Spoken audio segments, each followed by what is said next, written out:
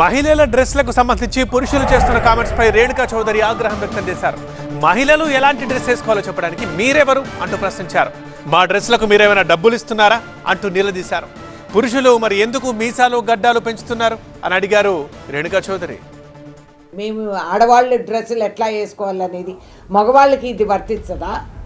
మేము చెప్పొచ్చు కదా, మీరు ధోతీలు లుంగీలే కట్టుకొని రండి, ప్యాంట్లు జీన్స్లు ఎందుకు వేసుకుంటారు, చొక్కాలు బొడ్డు వరకు ఎందుకు తిప్పుకుంటారు, మీరు గడ్డాలు మీసాలు ఎందుకు తిప్పుతారు అనేది. What is this non sense?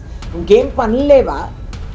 Any star, any model, any star వాళ్ళ బ్యాకింగ్, వాళ్ళ ఫ్యాన్స్ చాలామంది ఉంటారు.